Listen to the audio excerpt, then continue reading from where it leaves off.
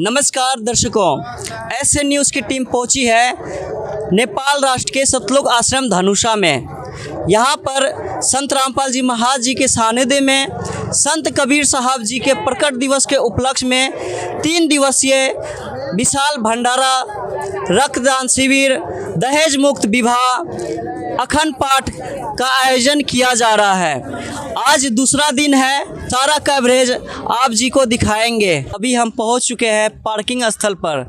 यहाँ पर जितने भी श्रद्धालु आते हैं बाय रोड, तो यहाँ पर 2 व्हीलर से आ रहे हैं, 4 व्हीलर से, बस से, तो यहाँ पर पार्किंग की व्यवस्था किया गया है। जैसे कि दर्शकों यहाँ पर देख रहे हैं, काफ़ी संख्या में यहाँ पर बसें लगी हुई है। जैसे कि यहाँ पर देख रहे हैं 2 व्हीलर्स है, 4 व्हीलर्स है और बसें हैं। यहाँ पर बहुत ही काफ़ी संख्या में यहाँ पर व्यवस्था किए हुए हैं। जैसे कि यहाँ पर देख रहे हैं नज़ारा, यहाँ पर बस ही बस नज़ारा आ रहा है। अभी पार्किंग स्थल के अंदर हम पहुँच चुके हैं। यहाँ पर जो व्यवस्था किए हुए हैं, यहाँ पर सारी जानकारी हम ले रहे हैं पार्किंग स्थल के विषय में। नमस्कार सर। नमस्कार सर साहब। यहाँ पर सर, यहाँ पर पार्किंग का जो व्यवस्था किए हुए हैं, किस तरह से किए हुए हैं सर? यहाँ पर मोर देन 14 बीघा में पार्किंग का व्यवस्था हुआ है और यहाँ पर आज के दिन में गुरु जी की दया से हज़ारों संख्या की तादाद में यहाँ पर मतलब विभिन्न प्रकार के गाड़ी आए हुए हैं और श्रद्धालु जन को हम लोग सेवा कर रहे हैं और यहाँ से व्यवस्थित तरीक़ा से गाड़ी लगाकर और व्यवस्थित तरीक़ा से आश्रम में पुगा रहे हैं। मालिक की दया है।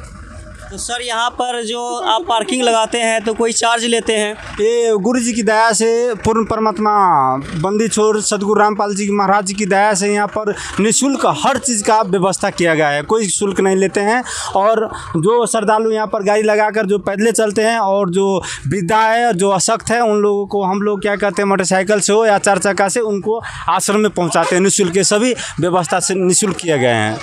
सर यहाँ पर पार्किंग की व्यवस्था कब तक रहेगी सर? ये क्या कहते हैं, 18 गते नेपाली 18 गते से लेकर 22 गते तक यहाँ पर पार्किंग व्यवस्था रहेगी मालिक की दया से। अभी हम पहुँच चुके हैं आश्रम के अंदर। जैसे कि दर्शकों यहाँ पर देख रहे हैं, यहाँ पर जो है श्रद्धालु पहुँचे हुए हैं बहुत ही काफ़ी संख्या में। यहाँ पर संख्या जो है बहुत ही काफ़ी है। जैसे कि दर्शकों यहाँ पर देख रहे हैं, कोई व्यक्ति आ रहे हैं आश्रम में और कोई व्यक्ति यहाँ से जा रहे हैं भंडारा ग्रहण करके। तो यहाँ पर नज़ारा बहुत ही अच्छा है। जैसे कि यहाँ पर देख रहे हैं श्रद्धालु कि जैसे कि श्रद्धालु जो है एकदम शांतिपूर्वक कोई भंडारा ग्रहण कर रहे हैं, तो यहाँ से वापसी के लिए, घर वापसी के लिए यहाँ से जा रहे हैं। तो यहाँ पर नज़ारा काफ़ी देखने लायक नज़ारा है। जैसे कि दर्शकों देख रहे हैं, बहुत ही यहाँ पर जनसैलाब उमड़ा हुआ है। अभी हम पहुँच चुके हैं भंडार घर में। यहाँ पर जो भंडारा कर रहे हैं, आइए हम जानते हैं किस तरह से यहाँ पर भंडारा करके लग रहा है। नमस्कार मैम। सत साहब। कहाँ से हैं आप? मैं बक्सर बिहार से हूँ। यहाँ पर जो भंडारा कर रहे हैं, कैसा लग रहा है टेस्ट भंडारा का? टेस्ट तो बहुत अच्छा है, देसी घी में बना हुआ है। जो भी खाना बना है पूरा देसी घी में है। तो आपको भंडारा का यहाँ पर कैसे पता चला? हम नाम दीक्षा लिए हुए हैं, तो वहाँ से आया था गुरुजी का आदेश कि नेपाल में जो भंडारा हो रहा है और सत्संग हो रहा है, उसी माध्यम से हम लोग यहाँ आए हैं। अभी हम पहुँच चुके हैं बर्तन सफाई स्थल पर। जैसे कि दर्शकों यहाँ पर देख रहे हैं, विशाल भंडारा में जो है, जो व्यक्ति भंडारा ग्रहण करते हैं, जो जूठे थाली होता है, यहाँ पर सफाई के लिए यहाँ पर रखा जाता है। जैसे कि दर्शकों यहाँ पर देख रहे हैं, बहुत ही काफ़ी संख्या में यहाँ पर बर्तन रखा हुआ है और सफाई यहाँ पर कर रहे हैं। जो संत रामपाल जी महाराज जी का शिष्य हैं, यहाँ पर अपनी सेवा में लगे हुए हैं। जैसे कि दर्शकों यहाँ पर देख रहे हैं, कई पानी से यहाँ पर बर्तन को धोते हैं और सफाई बहुत ही साफ़ सुथरा करते हैं। जैसे कि दर्शकों देख रहे हैं, यहाँ पर लिक्विड से साफ़ करते हैं, फिर दूसरे पानी से धोते हैं, तीसरे पानी से, इस तरह से यहाँ पर अच्छे तरीके से यहाँ पर सफाई कर रहे हैं। जैसे कि दर्शकों यहाँ पर देख रहे हैं, काफ़ी संख्या में छोटे बच्चे भी हैं, यहाँ पर माता भी है और भाई भी है, सभी अपनी अपनी सेवा में लगे हुए हैं। अभी हम पहुँच चुके हैं प्रदर्शनी स्थल में। जैसे कि दर्शकों देख रहे हैं, यहाँ पर काफ़ी संख्या में यहाँ पर श्रद्धालु पहुँचे हुए हैं प्रदर्शनी स्थल पर। यहाँ का जो है नज़ारा बहुत ही खूबसूरत है। जैसे कि यहाँ पर देख रहे हैं, तरह तरह की, जिस तरह से कबीर साहब जी का प्रकट दिवस है, उसके उपलक्ष्य में जो कबीर साहब के प्रकट दिवस है किस तरह से प्रकट हुए हैं, यहाँ पर सारा विवरण दिया गया है। हम इसके विषय में विस्तार से जानने का प्रयास करेंगे। यहाँ पर किस तरह से यहाँ पर तस्वीर में नज़ारा जो आ रहा है इसके विषय में। नमस्कार सर। नमस्कार सर। सर यहाँ पर जो तस्वीर दिख रहा है इसके विषय में बताएं सर। सर ये जो दृश्य दिख रहा है आपने यहाँ पे देखे होंगे गेट पे लगा हुआ प्रदर्शनी स्थल, तो ये जो समागम है प्रकट दिवस के उपलक्ष्य में, तो आज से 600 साल पहले कबीर परमात्मा जो है लहरतारा नामक तालाब पर कमल के फूल पे आए थे। तो यहाँ पे आप देख सकते हैं कमल के फूल पे, यहाँ पे लहरतारा नामक तालाब के किनारे में यहाँ पे एक अष्टानंद नाम के ऋषि जी थे जिन्होंने की तपस्या कर रहे थे।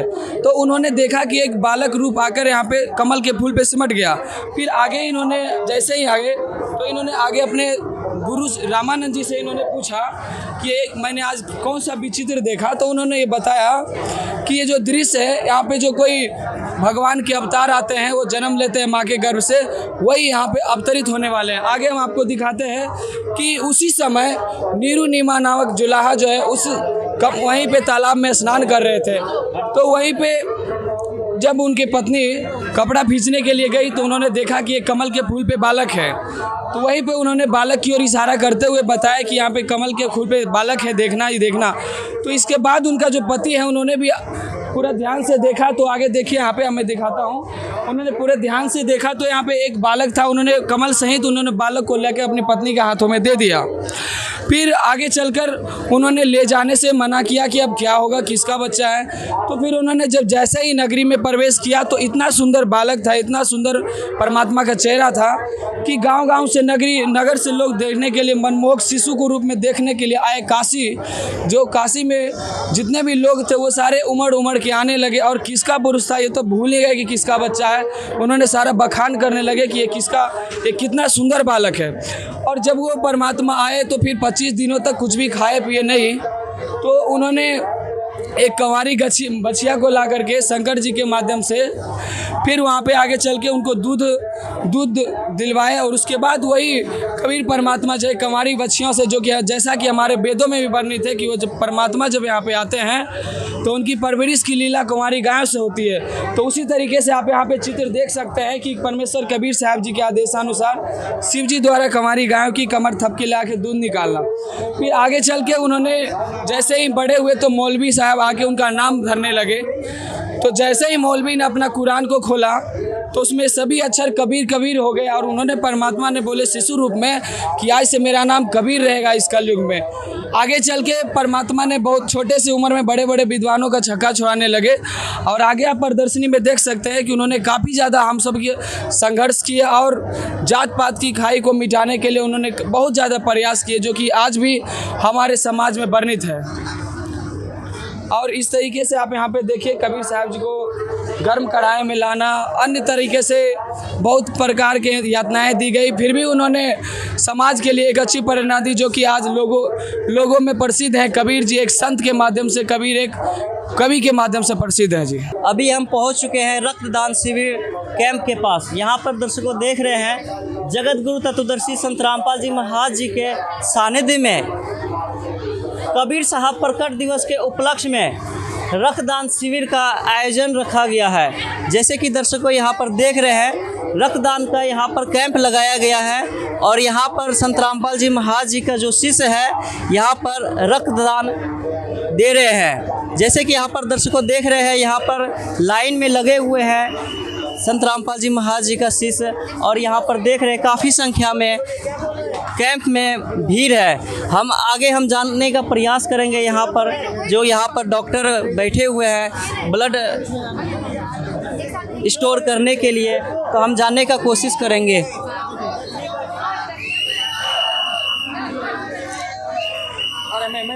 नमस्कार सर। मैं डॉक्टर रमेश कुमार यादव।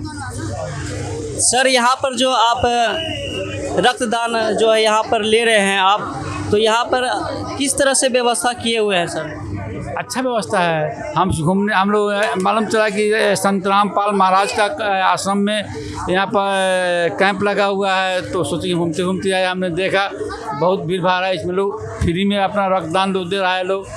इसके विषय में जानकारी आपको कहाँ से मिला सर? हमको बाहर से मिला, आश्रम से मिला। आश्रम से मिला हमको। तो आप आप यहाँ पर आए? तब हम आए और यहाँ तो लोगों को ब्लड इकट्ठा कर रहे हैं, स्टोर कर हम भी किसी बिरामी। यहाँ पर सर, यहाँ पर जो अभी तक कितने संख्या में रक्तदान यहाँ पर दे चुके हैं संत रामपाल जी का? बहुत ज़्यादा, बहुत ज़्यादा लोग दे चुके हैं, 100 करोड़ हम लोग दे चुके हैं जी। तो सर यहाँ पर जो आप रक्तदान लेने के लिए यहाँ पर आए हैं, स्टोर करते हैं, स्टोर करने के बाद आप क्या करते हैं सर रक्त को? इसको मैंने हमारे पास स्टोर रहेगा, रेड क्रॉस में स्टोर रहेगा, जो व्यक्ति को बीमार पड़ जाएगा, जिसको आवश्यकता पड़ेगा उसको दिया जाएगा, उसको दिया जाता है। दिया जाता है। अभी हम पहुंच चुके हैं रक्तदान कैंप के अंदर। जैसे कि दर्शकों यहाँ पर देख रहे हैं, संत रामपाल जी महाराज जी का शिष्य यहाँ पर रक्तदान दे रहे हैं। एक लाइन से यहाँ पर लगे हुए हैं रक्तदान देने के लिए। कोई रक्तदान देकर जा रहे हैं, तो कोई यहाँ पर लगे हुए हैं रक्तदान देने के लिए। यहाँ पर सभी आराम आराम से यहाँ पर बैठे हुए हैं। जैसे कि दर्शकों यहाँ पर देख रहे हैं, एक तरफ रक्तदान दे रहे हैं और दूसरी तरफ से यहाँ पर देख रहे हैं कि रक्तदान देकर यहाँ पर कुछ फ्रूट वगैरह यहाँ पर ले रहे हैं। यहाँ पर जो व्यवस्था है बहुत ही अच्छे तरीके से यहाँ पर व्यवस्था कर रखे हैं। तो यहाँ पर जो रक्तदान दे रहे हैं, हम जानने का कोशिश करेंगे, यहाँ पर कुछ जानकारी लेंगे। नमस्कार सर। सत साहिब, सर आप कहाँ से आए हुए हैं? हम गोपालगंज जिला बिहार से आए हुए हैं। सर आप जो यहाँ पर रक्तदान दे रहे हैं, तो आप कैसे प्रेरणा हुआ सर? ये प्रेरणा हमारे गुरु संत रामपाल जी महाराज के द्वारा सत्संगों के माध्यम से हुआ, और हमारे गुरु जी ने ये ज्ञान दिया है ताकि सेवा एक प्रकार का धर्म होता है। बहुत से ऐसे जगह पे हमने को देखने को और सुनने को मिलता है कि ब्लड की कमी की वजह से बहुत सारे लोगों की मृत्यु हो जाती है हॉस्पिटल में।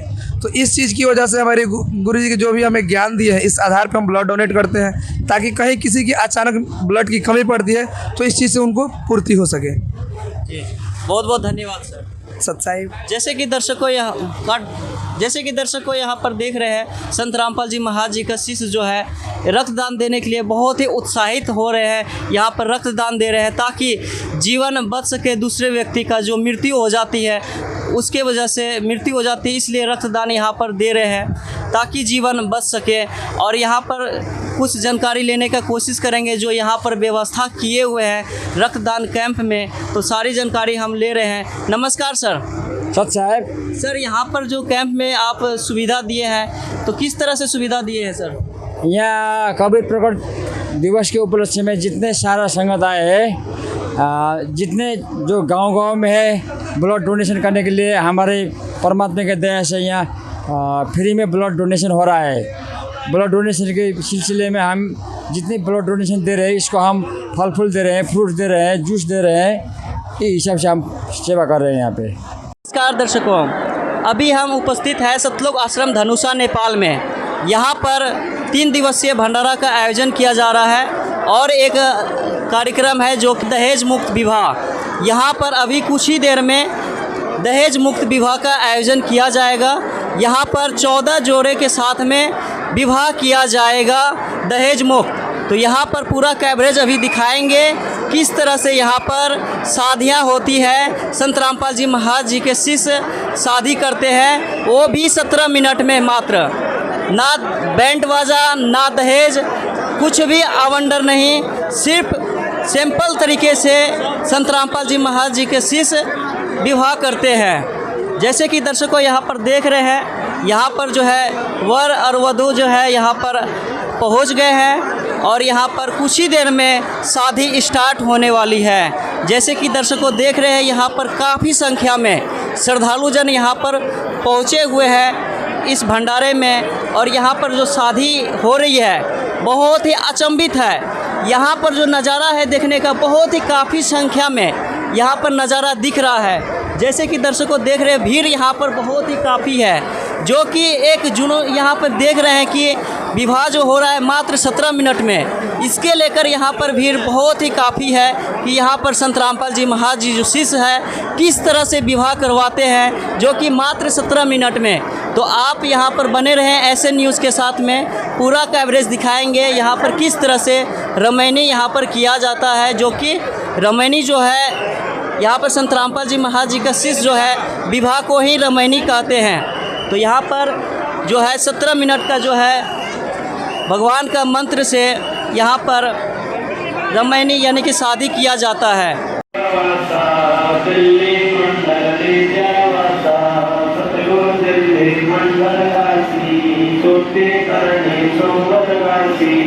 नमस्कार सर। नमस्कार जी। सर आप कहाँ से आए हुए हैं? सर हम भारत के बिहार राज्य से आए हैं। क्या नाम हुआ सर आपका? मेरा नाम सुशांत दास है। आप यहाँ पर जो शादी किए हैं बिना दहेज का, बिना आमंडर का, मात्र 17 मिनट में बहुत ही सिंपल तरीके से, आपको कहाँ से प्रेरणा मिला सर? सर ये प्रेरणा हमें संत रामपाल जी महाराज जी के द्वारा लिखित पुस्तकें जैसे जीने की राह, ज्ञान गंगा पुस्तक के पढ़ने से मिली सर। जैसे ऐसा आपको नहीं लग रहा है कि हमें भी शौक होनी चाहिए, जैसे बाराती जाता है, नाच गान, डीजे बाजा जितने भी बजता है सारा चीज़ करके हम कराएं शादी?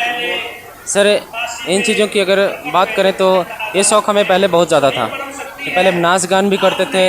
रात में अगर रात में कोई बारात गई तो मैं दूसरे के बारात में भी चला जाता था डांस करने के लिए। गाने दिन भर सुनता था, डांस का बहुत ज़्यादा शौकीन था। लेकिन जब संत रामपाल जी महाराज जी का ज्ञान हमें पता चला कि उनका ज्ञान बहुत अनमोल है, एक अनोखा ज्ञान है, जिस ज्ञान के सहारे इंसान जी ले तो उसकी मुक्ति हो सकती है, जन्म मरण से छुटकारा हो सकता है। तो जब मैंने उनकी पुस्तक को पढ़ा, जीने की राह पुस्तक को पढ़ा, ज्ञान गंगा पुस्तक को पढ़ा, तो हमें ये ज्ञान हुआ। हमें ऐसा लगा कि नहीं ये बिल्कुल बकवास चीज़ है, इन चीज़ों को सुनकर हम क्या करेंगे। आज आप ज़माने में देख रहे होंगे, आज बहुत सारे लोग हमारे एज के हैं, हमारी बहुत सारी बहनें, बहुत सारी माताएँ, आज जो गाना चला है भोजपुरी में, गलत गाना है। इन चीज़ों को सुनकर हमें क्या फ़ायदा मिलेगा? कोई फ़ायदा नहीं मिलने वाला। पूरी माता बहनें परेशान होती हैं, गलत गाना लोग सुनाते हैं, डीजे बजाते हैं। सरस्वती पूजा में भी यही हाल होता है, शादियों में भी यही हाल होता है। तो इस तरह से हमें ज्ञान समझ में आया, तो हमें लगा कि नहीं इन चीज़ों से हमें दूर होना है, और जब तक हम इन चीज़ों से दूर नहीं होंगे तब तक हमें मोक्ष भी नहीं मिलने वाला, और ना ही हमारे जीवन का उद्धार हो सकता है, और ना ही मेरा जीवन सुखमय हो सकता है। तो हम इन चीज़ों को छोड़ करके फिर संत रामपाल जी महाराज जी के शरण में आए, और आज उनके ज्ञान के साथ साथ चल रहे हैं, तो हमारा जीना सुलभ है। सर आप दहेज अभी बिल्कुल भी नहीं लिए हैं आप? सर दहेज बिल्कुल भी नहीं लिए हैं, 1 रुपया भी दहेज नहीं लिए हैं, और ना ही दूसरे तरफ से दहेज दिया गया है। ना उन्होंने देने की बात कही और ना हमने लेने की बात कही। जैसे कि सर होता क्या है कि दहेज तो बोल देते हैं कि नहीं लेते हैं, ठीक है, लेकिन अंदर से वह दहेज ले लेते हैं। इसके पीछे आप ऐसा तो नहीं किया है?